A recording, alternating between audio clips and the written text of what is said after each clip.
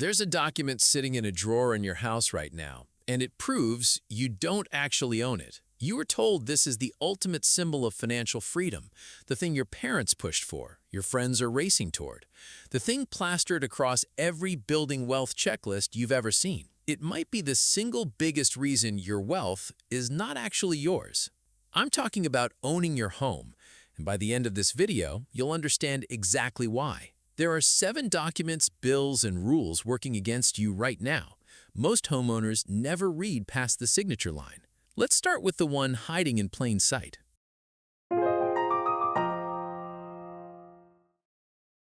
Here's a sentence that should bother you.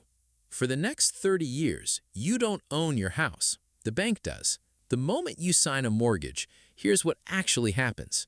The bank buys the house, and you agree to pay them back over 30 years with interest. And until that last payment clears, mid to late 50s for most people, the bank holds the title. You don't own the house. You own the debt attached to the house. There's a difference, and it gets expensive fast. On a home worth $400,000 in your currency, with a typical 30-year mortgage, you'll end up paying back somewhere north of $650,000.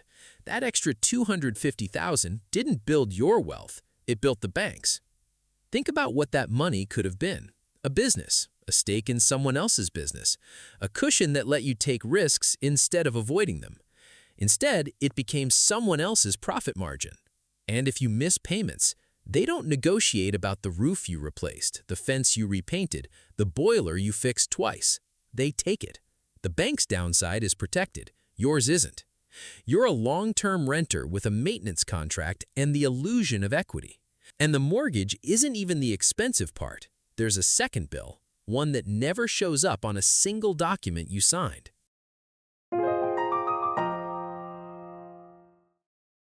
This number will not show up until it's already left your account. Nobody at the closing table hands it to you, but it exists, and it shows up whether you budget for it or not. The rule across the industry is 1 to 2% of your home's value per year in maintenance costs. Roof, plumbing, heating system, structural repairs, paint. The things that quietly degrade the moment you stop paying attention to them. On a $400,000 home, that's $4,000 to $8,000 every single year. Not building equity, not paying down principal, just keeping the asset from deteriorating back to zero. Over 30 years, that number is somewhere between $120,000 and $240,000, spent maintaining something you were told was building your wealth. A renter never writes that check. It doesn't exist in their financial life at all. The rent versus buy calculator everyone uses online, it almost never includes this. It compares your mortgage payment to your rent and calls it analysis. It isn't. Your home is costing you the mortgage plus a tax nobody quoted you.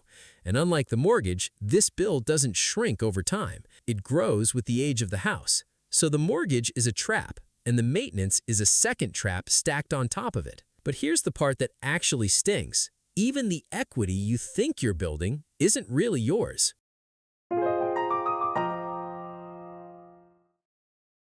Somewhere, you could be sitting on $500,000 in paper wealth right now and not have enough cash to cover a single emergency. Your home goes up in value, significantly, let's say. On paper, your net worth looks incredible, but that number is completely inaccessible until you sell. And selling means you need somewhere else to live, in the same market that just made your home valuable. Whatever you made, you're spending a version of it on the next place. Your equity can't be deployed. It can't be invested. It can't cover an emergency, fund an opportunity, or bail you out on a bad month. Compare that to money in an investment account. You can sell a portion of it this afternoon and have cash in your bank within days. No agent, no inspection, no buyer to find. Your equity offers you a number that grows in theory and stays frozen in practice. It's a lifestyle choice with a financial costume on. And it's about to cost you something even bigger, because the money that got you into this house, it's still paying for the decision 10 years later.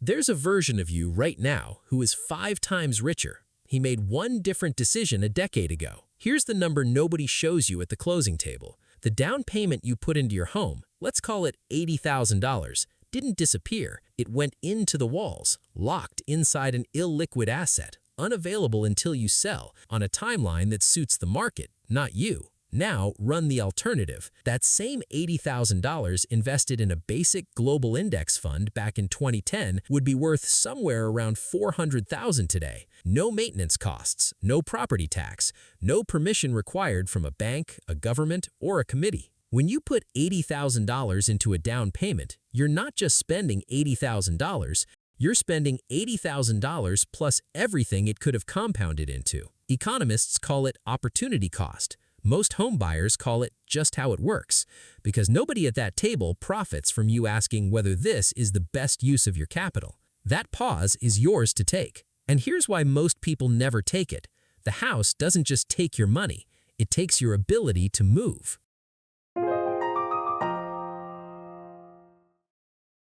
This is the trap nobody warns you about at the signing table, and you won't feel it for years. The moment you have a mortgage, your options narrow in ways you don't fully feel until you're living them. You can't take the pay cut to try something new. You can't take 6 months to build something on the side. You can't move cities or countries for an opportunity that would change your trajectory. You can't negotiate harder at work because walking away is no longer a real option.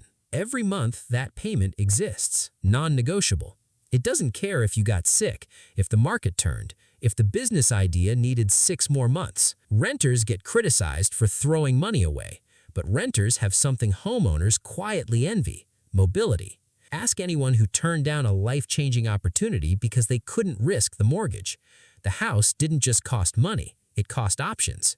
And here's the twist almost nobody sees coming. Even paying the whole thing off doesn't set you free.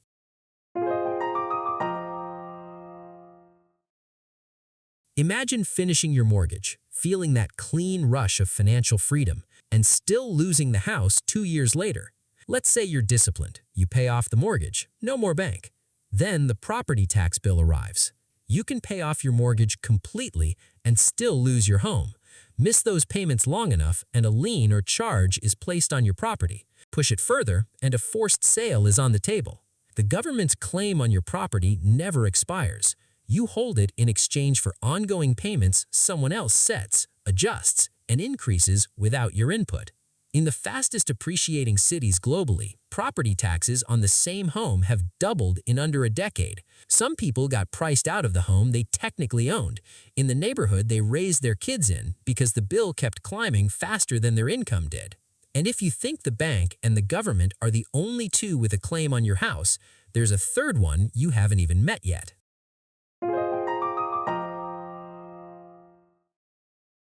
Somewhere, a group of people you've never spoken to is deciding what color you're allowed to paint your front door. In many housing communities worldwide, a third governing body exists before you even factor in the bank or the government. They control what you build, how you modify it, whether you can rent it out, what kind of business you can run from it. You bought the property, someone else has veto power over it. 3 parties, 1 asset, 0 of them are you. That's not ownership. It's a liability with good PR. The bank has a claim until the loan clears. The government has a claim that never clears. And a committee you didn't elect has a say in your own front door. Somewhere in that arrangement, the word yours stopped meaning what you thought it meant. So does that mean you should never buy a house? Not exactly. None of this means homeownership is wrong, but buy a house as soon as you can afford the down payment. As a universal rule, that advice was written for a different economy, a different rate environment, and honestly, by people who benefited from you never questioning it. This isn't an argument against buying a house. It's an argument against buying one blindly and calling it financial freedom before you've read what you actually signed. Real ownership of your financial life looks like this. You understand every party that has a claim on your assets before you commit. You know the difference between an asset that works for you and one that just looks impressive at dinner parties. You don't confuse a roof over your head with a wealth-building strategy.